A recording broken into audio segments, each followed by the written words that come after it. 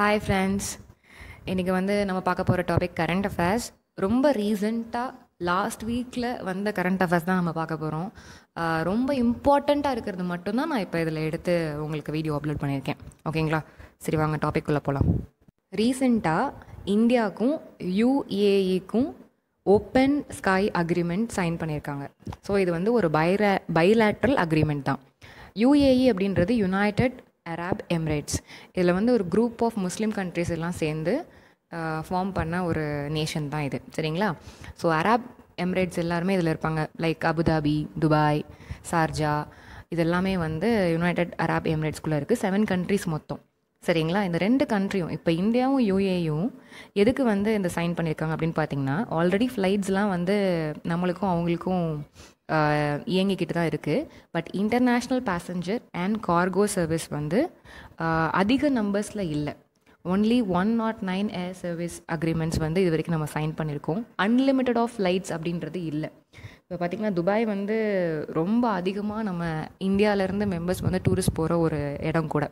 So நம்ம ஃப்ளைட்ஸை increase பண்ணலாம் அப்படின்னு சொன்னிங்கன்னா அங்கேருந்து வரவங்களுக்கும் இங்கேருந்து போகிறவங்களுக்கும் டூரிசம் நல்லாவே இயங்கும். அதுக்காண்டி தான் இந்த பைலேட்ரல் அக்ரிமெண்ட்ஸ் சைன் பண்ணியிருக்காங்க. International passenger and cargo services, குட்ஸும் ட்ரான்ஸ்போர்ட் பண்ணுறதுக்கும் பண்ணியிருக்காங்க. சரிங்களா?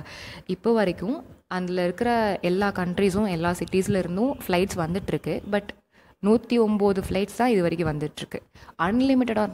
அன்லிமிட்டட் நம்பரில் இன்னும் ஃப்ளைட்ஸ் இயங்கலை. அதுக்காண்டி தான் இந்த அக்ரிமெண்ட். சரிங்களா? அடுத்த டாபிக் பார்க்கலாம். ARHCS, affordable rental housing scheme. So இது எந்த ஸ்கீம் கீழே வருதுன்னு பார்த்தீங்கன்னா, பிரதான் மந்திரி ஆவாஸ் யோஜனா அதுக்கு கீழே வருது. சரிங்களா? பிரதான் மந்திரி ஆவாஸ் யோஜனா அர்பன் பார்த்தீங்கன்னா சொந்த வீடு கட்டுறதுக்காண்டி கொண்டு வந்த ஒரு ஸ்கீம் தான். Ministry of housing and urban affairs கொண்டு வந்தது. பட் இப்போ நிறையா பேர் ஒர்க்கிங் ஏரியாவிலேருந்து ஹோம் டவுனுக்கு ஷிஃப்ட் ஆகிருக்காங்க கோவிட் பேண்டமிக்னால. பட் ஆனால் அவங்களுக்கு ரெண்டல் ஹவுஸ் கிடைக்க மாட்டேங்குது, அவைலபிலிட்டி இல்லை. ஸோ அதுக்காண்டி கவர்மெண்ட்டே அஃபோர்டபுள் ரெண்டிங் ஹவுசிங் ஸ்கீம்னு ஒன்று லான்ச் பண்ணி அவங்க எல்லாருக்குமே ஹோம்ஸ் ப்ரொவைட் பண்ணணும் இந்த லாக்டவுன் பீரியடில் அந்த மிக்ரெண்ட்ஸ் எல்லாருக்கும் அப்படின்னு சொல்லியிருக்காங்க. இதில் 3 lakh பெனிஃபிஷியரிஸ் பயனடைவாங்க அப்படின்னு சொல்லியிருக்காங்க. இதுக்கு எவ்வளோ ஸ்பெண்ட் பண்ணுறாங்கன்னு பார்த்தீங்கன்னா ₹600 crore. ஓகே.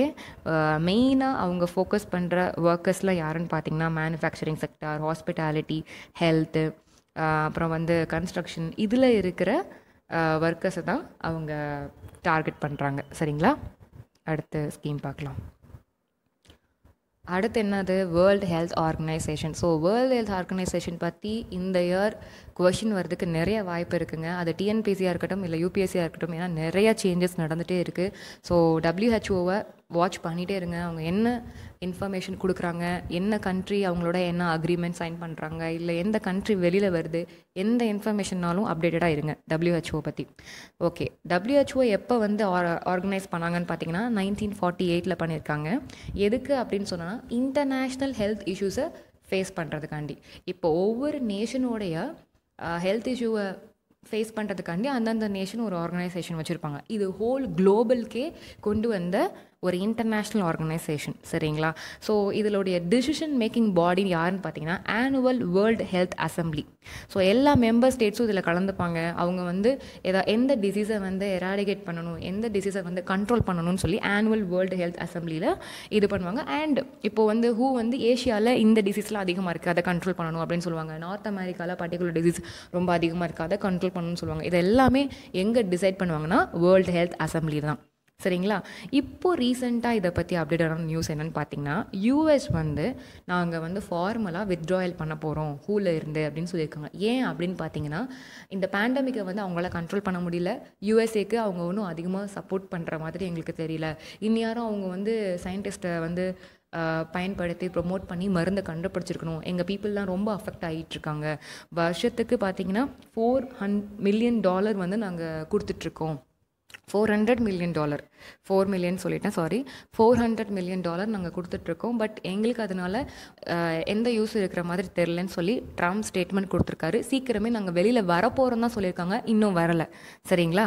அடுத்த நியூஸ் என்னென்னு பார்த்தீங்கன்னா, முன்னாடி ஏர்போர்ன் டிரான்ஸ்மிஷனில் வந்து கோவிட் இல்லைன்னு சொன்னாங்க. இப்போது எவிடன்ஸ் எமர்ஜ் ஆகிட்டுருக்கு, ஏர்போர்ன் டிரான்ஸ்மிஷன் COVID-19 இருக்குது அப்படின்னு சொல்லியிருக்காங்க. அதாவது இப்போ எப்படி ஒரு டஸ்ட் பார்ட்டிக்கலை நம்ம சுவாசிக்கும் போது அதில் இருக்க பாக்டீரியா வைரஸ் நம்மளுக்குள்ளே போதோ, அதே மாதிரி தான் ஏரில் அந்த வைரஸ் இருக்கும் போது அதை நம்ம சுவாசித்தோம் அப்படின்னு சொன்னால் நம்மளுக்கு COVID-19 வர்றதுக்கு வாய்ப்புகள் இருக்குது, எவிடன்ஸ் எமர்ஜ் ஆகிட்டு இருக்குன்னு சொல்லியிருக்காங்க.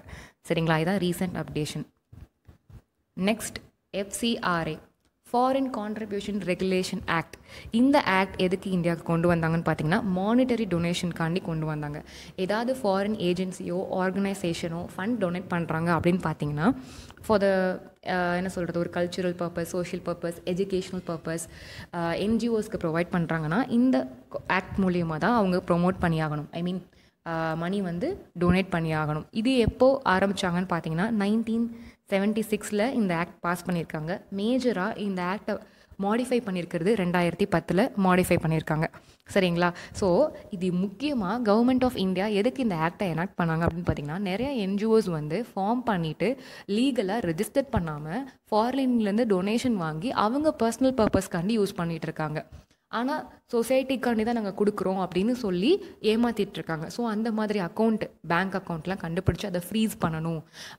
ஃபாரின்லேருந்து டொனேஷன் வருது எதுக்காண்டி வருதோ அந்த பர்டிகுலர் பர்பஸ்க்காண்டி மட்டும்தான் என்ஜிஓஸ் யூஸ் பண்ணணும். ஸோ அப்போ இந்த என்ஜிஓக்கு பணம் போகுதா இல்லை நம்மளுக்கு தெரியணும்ல. ஸோ அவங்க என்ன பண்ணுறாங்கன்னா இந்த ஆக்டுக்கு கீழே ஹோம் மினிஸ்ட்ரி கீழே நீங்கள் ரெஜிஸ்டர் பண்ணிடணுன்றாங்க. சரிங்களா, FCRA ஆக்ட் கீழே தான் என்ஜிஓ ரெஜிஸ்டர் பண்ணுது. இதை கவர்ன் பண்ணுறது யாருன்னு பார்த்தீங்கன்னா ஹோம் மினிஸ்ட்ரி. ஓகே, அதே மாதிரி பார்த்தீங்கன்னா என்ஜிஓஸ் எந்த ஃபண்ட் ரிசீவ் பண்ணாலும் இந்த ஆக்ட் மூலயமா தான் ஃபாரின்லேருந்து ஃபண்டை ரிசீவ் பண்ணி ஆகணும்.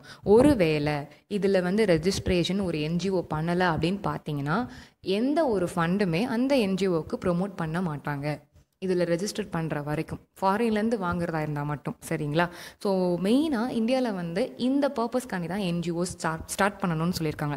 என்னென்ன பர்பஸ்ன்னு பார்த்தீங்கன்னா social, educational, religious, economic and cultural, இந்த 5 பர்பஸ்க்காண்டி மட்டும்தான் என்ஜிஓஸ் ஃபார்ம் பண்ணணும் அப்படின்னு சொல்லியிருக்காங்க. சரிங்களா, ஸோ என்ஜிஓஸ் எந்த ஆக்ட் கீழே ரெஜிஸ்டர் பண்ணுறாங்க அப்படின்னு பார்த்தீங்கன்னா Indian society registration act 1860, religious என்டோட்மெண்ட் act 1863, Indian trust act etcetera. இதே மாதிரி நிறைய ஆக்ட்ஸ் இருக்குது. சரிங்களா, இது மேஜரான ஆக்ட்ஸ். ஓகே, ஸோ இந்தியா வந்து லார்ஜஸ்ட் நம்பர் ஆஃப் என்ஜிஓஸ் இருக்குது வேர்ல்ட்லேயே. நம்ம இந்தியாவில் தான் நிறைய என்ஜிஓஸ் ஃபார்ம் பண்ணி வச்சுருக்காங்க. ஸோ அப்படின்னும் போது நிறையா ஃபாரின் மணி வந்து டொனேட் பண்ணி ஒரு நல்ல பர்பஸ்க்காண்டி கொடுக்கும் போது அந்த நல்ல பர்பஸ்க்காண்டி தான் போகணும் அப்படின்றதுக்காண்டி கொண்டு வந்த ஆக்ட் தான் foreign contribution regulation act. So எனக்கு தெரிஞ்ச இன்ஃபர்மேஷன் எல்லாம் உங்ககிட்ட ஷேர் பண்ணியிருக்கேன். தேங்க்யூ. லைக் பண்ணுங்கள், ஷேர் பண்ணுங்கள், சப்ஸ்கிரைப் பண்ணுங்கள், எல்லாத்துக்கும் மேலே சப்போர்ட் பண்ணுங்கள். See you. Bye bye.